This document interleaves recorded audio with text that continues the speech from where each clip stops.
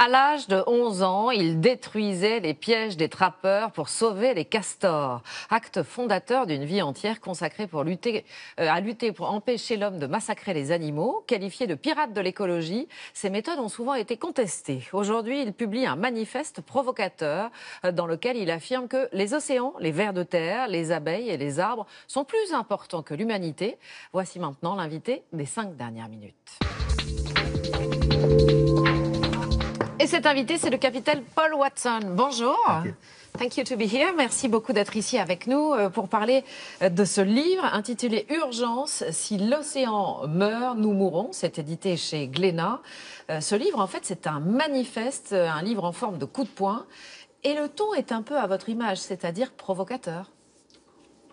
Oui, c'est fait exprès.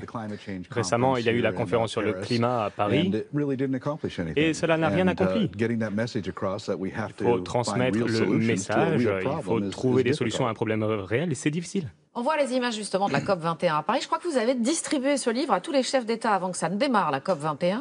Qu'est-ce que vous avez pensé du résultat? Il y a quand même un accord qui a été signé. Il n'y a pas eu d'accord.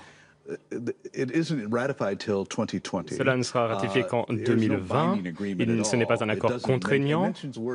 On en entend parler de l'océan une seule fois. On ne parle pas du charbon, on ne parle pas du pétrole. C'est vraiment la situation comme d'habitude. Donc vous êtes déçu, clairement, vous êtes déçu et vous reprenez le combat. Je ne peux pas dire que je suis déçu. Je m'attendais à ce résultat.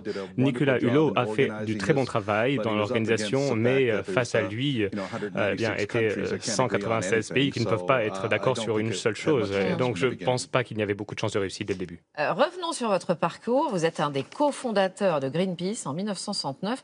Et en fait, Greenpeace, vous les avez quittés parce que vous trouviez que leur méthode d'action n'était pas assez efficace. Alors que, en gros, on pense toujours que Greenpeace y va un peu fort. Mais pour vous, c'était pas assez fort.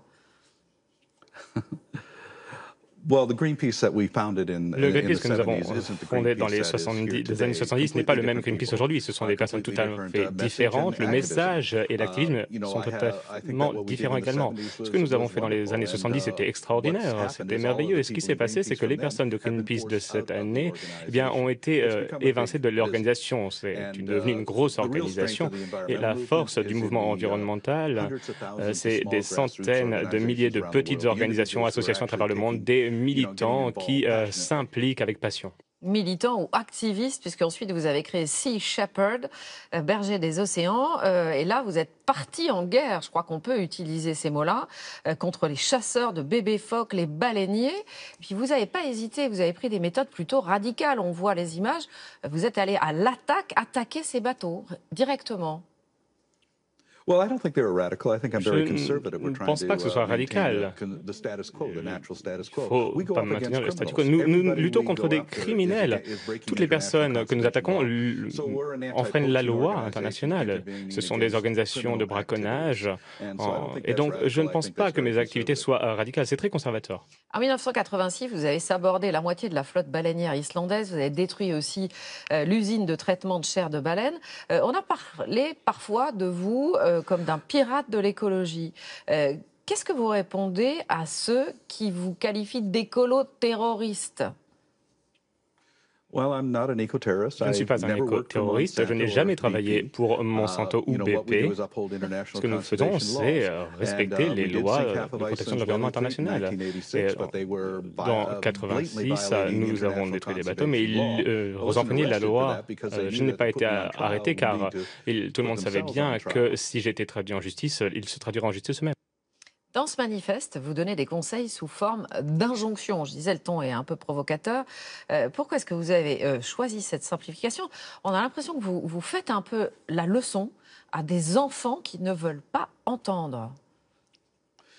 Il y a des solutions très simples au changement climatique, mais ce sont des solutions que personne ne veut entendre. Alors, c'est les solutions que j'essaye de transmettre. Tout d'abord, il faut que l'océan se restaure. Nous détruisons l'océan. Si l'océan meurt, nous mourrons. Nous ne pouvons pas vivre sur une planète avec un océan mort. Et nous avons une fenêtre de tir très réduite. Mais le problème est que personne n'en a quelque chose à faire. Et c'est réellement le problème. Nous savons, mais nous nous en fichons.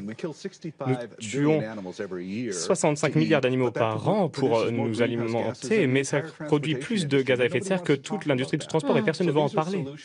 Alors je propose des solutions que personne ne veut entendre. Ce sont des solutions très simples finalement. Mais il n'y a rien de substantiel qui a été débattu concernant la résolution de ce problème. Mais c'est une situation très grave, le changement climatique. Et je ne pense pas que tout le monde comprenne bien l'impact total. En tout cas, vous y participez avec votre livre. Je vais juste dire, parce qu'on n'a plus le temps malheureusement de continuer l'interview, mais une citation de Voltaire que vous donnez: dans une avalanche, aucun flocon ne se sent jamais responsable. C'est le message que vous essayez de faire passer au travers de ce livre manifeste, qui est donc intitulé « Urgence, si l'océan meurt, nous mourrons ». C'est édité chez Glénat. Merci infiniment, capitaine Paul Watson, d'être venu sur notre plateau. Merci beaucoup. Merci. C'est la fin de ce jour.